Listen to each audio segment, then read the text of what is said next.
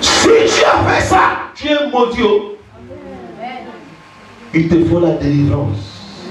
Robin avait des talents. Il n'est parti nulle part. Pourtant, il était l'aîné. Touche quelqu'un de dit ça chauffe ce matin. Ça chauffe ce matin. Prenons l'autre exemple, Samson. Samson était l'aîné de son père et de sa mère. La naissance de Samson était libérée par la prophétie. Samson a dirigé pendant 20 ans. Samson était rempli de la gloire de Dieu. Dans le livre de Juges, chapitre 1, verset 24 à 25. Avant la naissance de Samson, c'était révélé par la révélation. Mais Samson a fait un grave erreur. Il est parti épouser une femme étrange. Il est parti épouser, je n'ai pas d'étranger, une femme étrange. Il est parti faire le mauvais choix. Et cette femme arrivait pour enlever sa gloire. C'est pour ça que la Bible intervenue de Exode, chapitre 34, verset 16. Il dit, n'épouse pas les étrangers. On a même des saints en Christ qui va se marier avec des musulmans.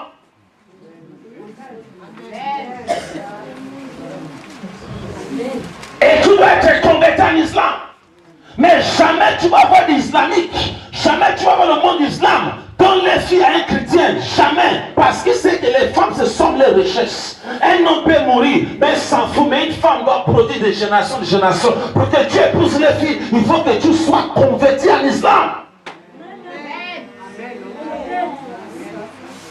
Si tu ne veux pas, tu es obligé pour lutter tellement fort en sorte que tu peux racheter cette fille de les parents. Mais non, les chrétiens, on livre pour nous facilement. Je vais te dire une chose. Une femme, c'est une génération. Amen. Le coq balade partout et le peuple reste produit dans l'Afrique. C'est le secret d'Islam. Samson est parti faire le mauvais choix. Et ce mauvais choix qu'il a choisi, il a coûté sa vie.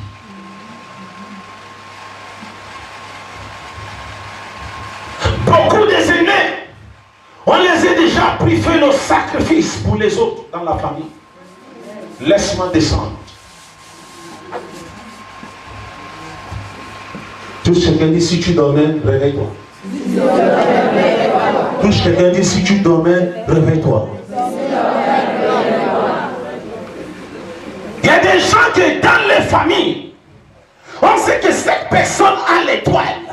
On est obligé pour lui prendre pour faire le sacrifice pour que les autres peuvent avoir le succès. Peut-être que tu n'es pas l'aîné, mais dans la famille c'est toi. Tout ce que tu dis, on l'obéit. Spirituellement, c'est toi l'aîné.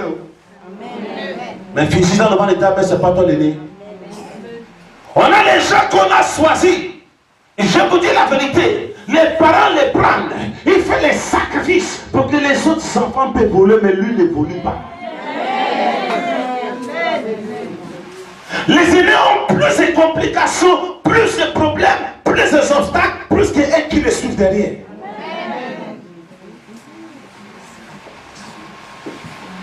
Et à partir du moment qu'on remarque que dans une famille, c'est toi qui dois briller, qu'est-ce qu'ils font? Ils prennent les droits de cette personne, il fait le sacrifice. Cette personne qui avait l'ambition pour évoluer, clic et clac, il oublie tout, lui-même il laisse tout tomber. Ses frères, même les petits, tous les dépassent, tous maintenant, et avance maintenant, c'est lui maintenant qui est stable. Il ne sait plus ce qu'il a fait dans la vie. Pourquoi? Parce qu'on l'a sacrifié pour que les autres puissent avancer.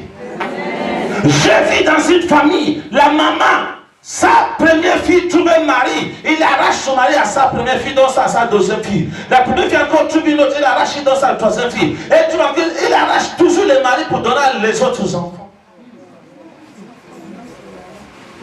Le vampire. Touche les demande qui t'a mangé. Toucher, demander qui t'a mangé. Tu peux être l'aîné.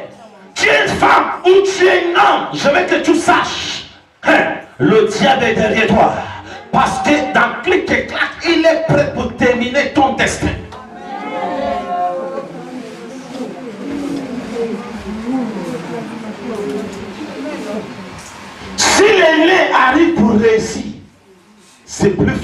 que les autres réussissent. Parce que les autres devraient suivre son chemin. Mais si l'aîné commence à perdre le câble, ça cause des problèmes chez les autres.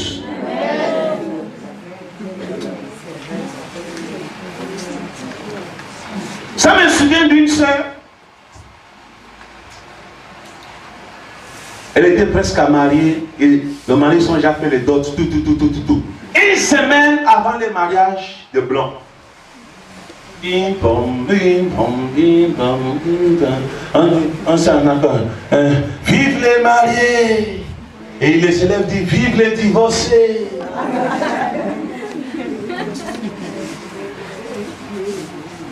Une semaine avant son mariage, le type débarque chez elle.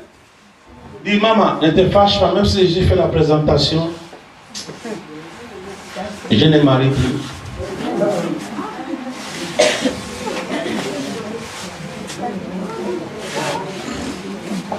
Toutes les cartes sont déjà sorties, tout est sorti. Il a déjà fait le mariage du coutume, tout. Mais une semaine avant son mariage, le monsieur vient dire, je ne vais